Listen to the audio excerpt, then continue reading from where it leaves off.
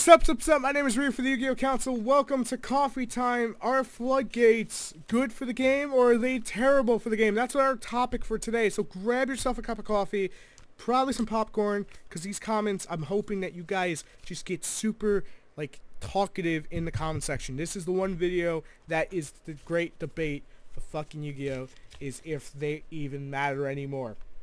I'm going to give my thoughts, my insights, and basically my own unbiased opinion and my biased opinion. So I'm going to basically go on both sides of the fence, giving pros and cons, why they're good and why they're bad for the game.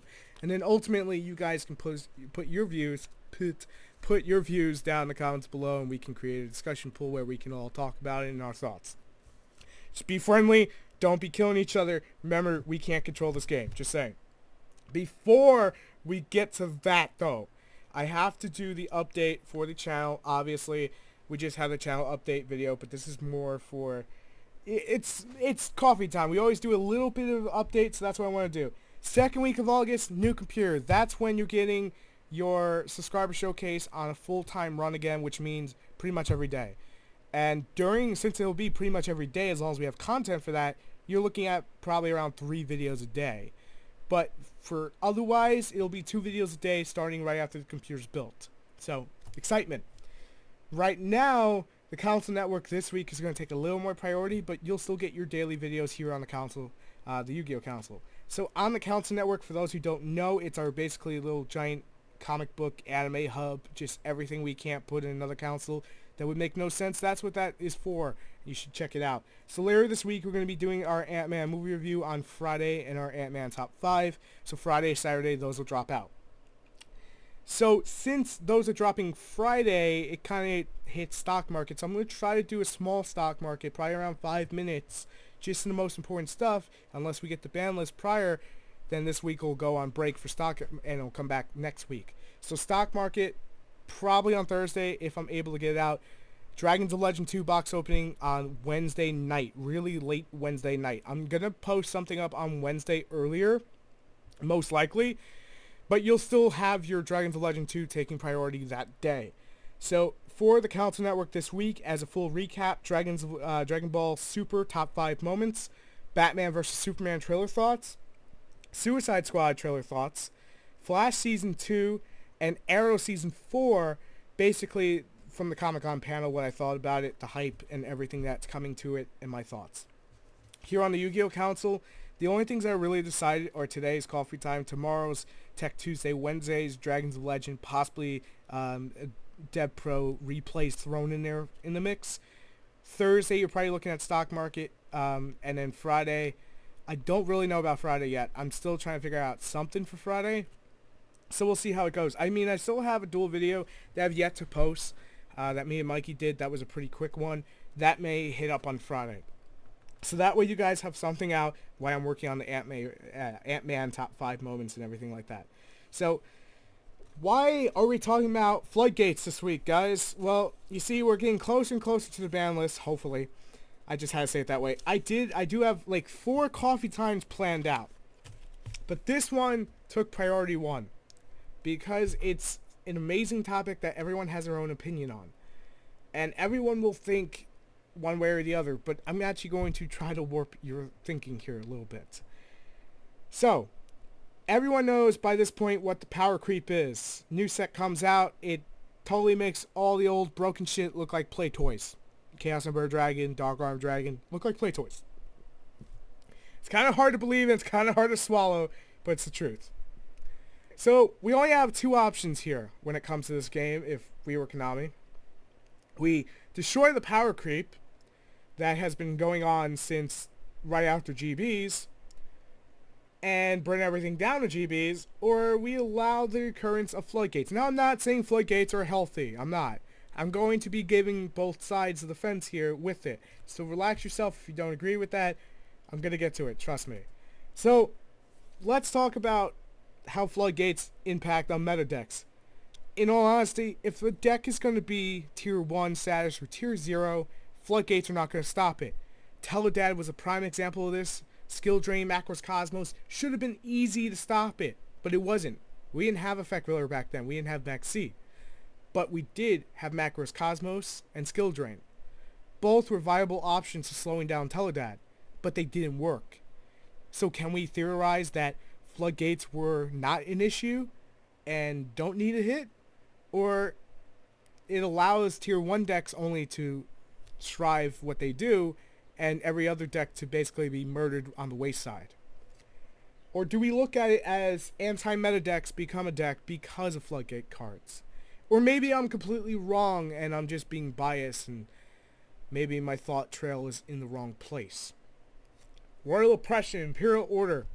These are two cards that basically have stopped gameplay to the point that they were used in meta decks to stop your opponent from using their meta deck to stop you. Think like the Necrots matchup. When they drop Jinlock and you can't special summon, you have to instantly play out of it. This is kind of the same case scenario. The only difference with Oppression is that you can use it too.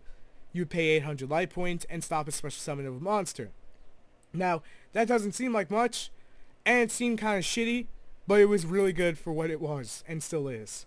Imperial Order, you should have to pay 700 and your opponent can activate magic cards. Ridiculous.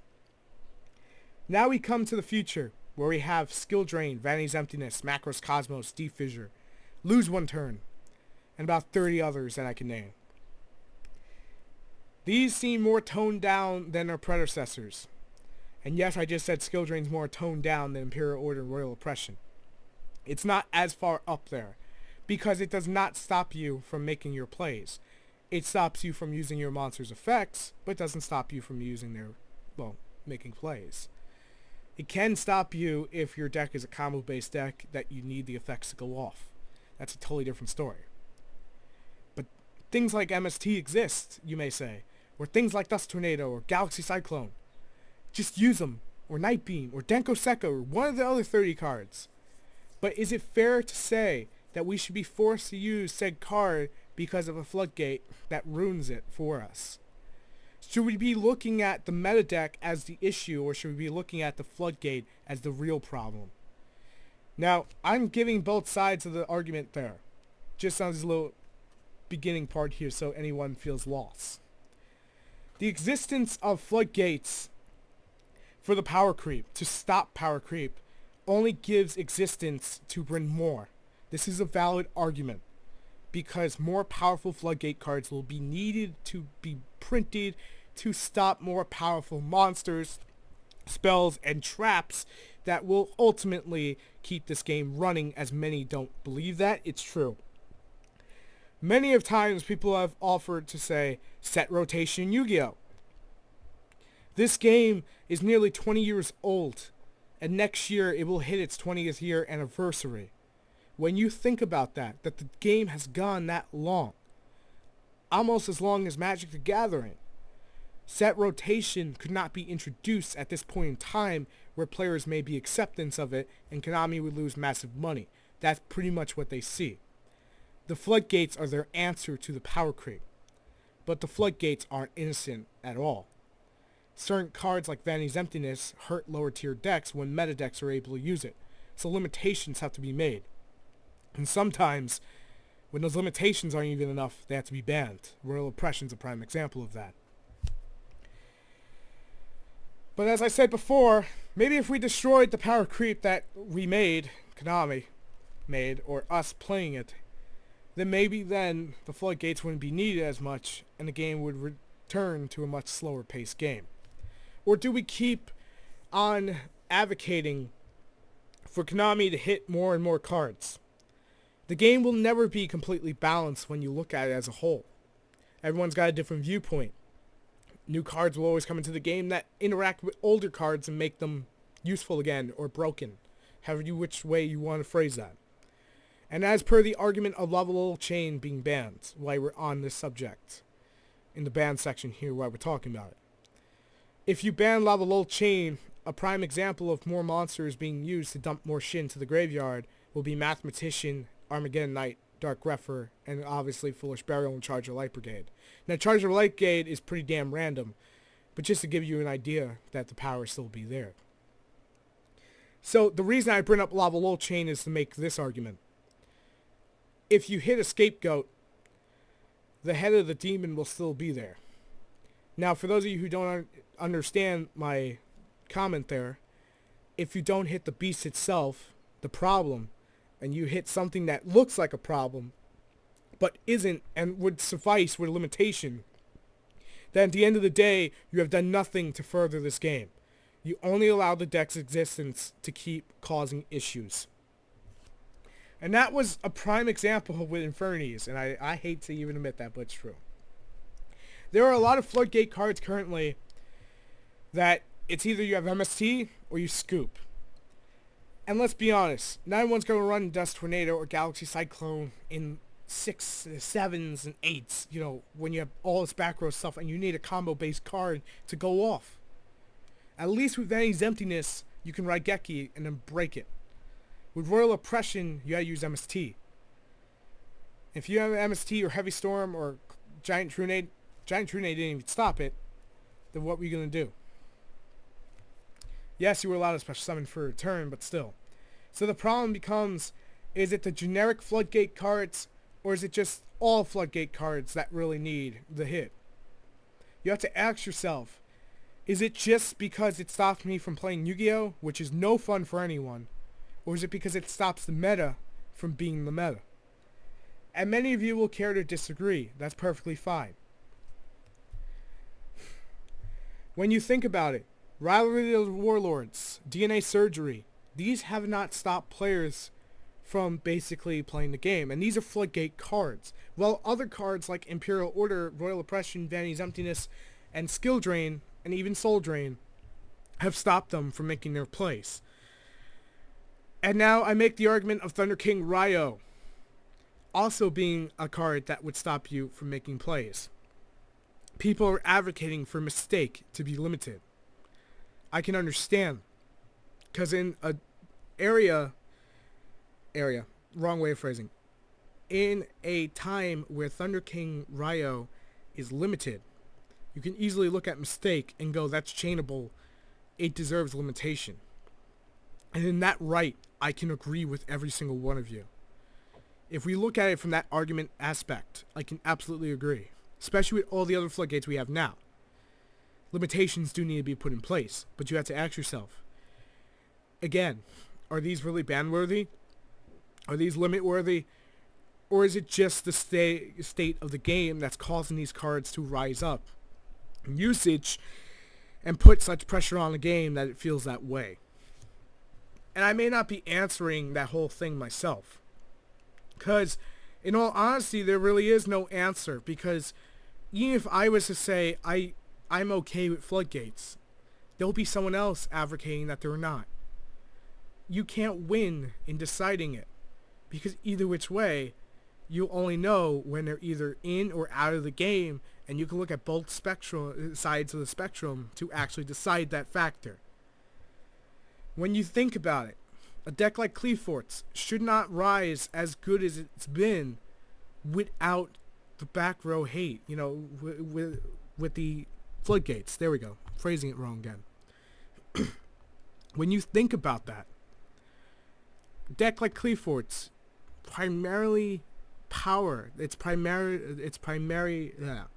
me phrase it this way. Its power comes and draws from the floodgates of Yu-Gi-Oh! And that is a true answer to, you know, that whole statement there. That it is a true statement to Cleaforts as a whole. Skill Drain allows them to have giant beatstick monsters while also sitting behind Vanity's Emptiness and everything else to stop you from playing Yu-Gi-Oh! Things like Necro Valley were designed for Gravekeepers but can be used as a floodgate to stop you from utilizing your graveyard. For 3 years, Macros Cosmos was legal. At 3, mind you. It was never an issue. Konami decided to limit it one day because it was stopping Dragon Rulers from making their plays, and eventually Shaddolls. So I ask you again, to ask yourself, was it the card itself, or was it the state of the game that caused it? Is it the state of the game that causes these cards to deserve a limitation, or is it the card itself? Is it Konami's power creep rising these floodgates into usage, or is it just the floodgate itself and the time wasn't right? And I know many of you, again, will either say, well, Heavy Storm would stop 90% of this. It would, if you would draw into it. What happens those times you don't? The people who make the arguments about floodgates have a valid opinion, and the people who stand by the floodgates have a valid opinion. At the end of the day, it just comes down to what's being played. The best deck will still be the best deck. It will still top. It will probably use the damn floodgates. But with more cards like Ghost, Ogre, Snow Rabbit, we have more answers to these floodgates. But you have to ask yourself, how many of these cards do I have to run to stop all these floodgates? Again, it comes up to how much a card's usage becomes.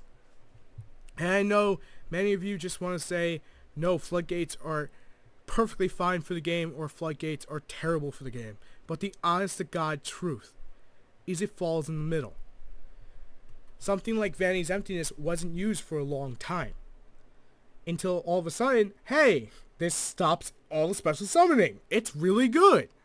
And then it rose from a $5 common, $2 common to a $30 common. We may see this trend again in the future, because even cards like Solemn Judgment weren't used on first release. During the GOAT format, it was trash. But obviously afterwards, it made an impact in the game that we'll never forget. Now, some of you will make the, and I'm just going to close off on this, some of you will make the argument that OCG has these floodgates and Heavy Storm, Heartbeat's Feather Duster and MSTs to stop all this, yet those top decks still top. Yet they still have answers. I will say this to you in the counter argument. The TCG mindset is a more competitive mindset than the players of the OCG. The OCG like to play for fun, and that is respectable. Not every single player is the same. TCG players do play for fun. Some of them just play more competitive than anything.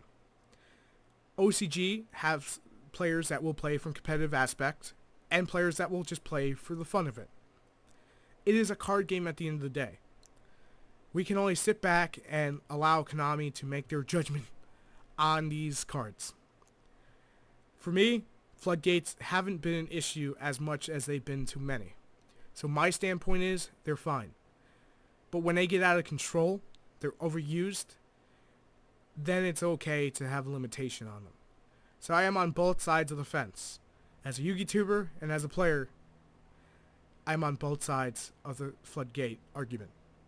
So I am a neutral standpoint on this topic. You guys let me know what you think. Are you on the pro, the negative, the con side, like, you know, you don't want it in the game? Pro is you do want it in the game, or are you in the middle like me? They're a necessary evil for a game state that basically cannot be reverted without casualties. That's the best way to phrase it. Anyway, I'm Ryu for the Yu-Gi-Oh! Council. Thank you for taking time out of your day for watching this video, and hopefully you enjoyed it. Make sure to rate, comment, and subscribe, and I'll catch you on the next video. See you then.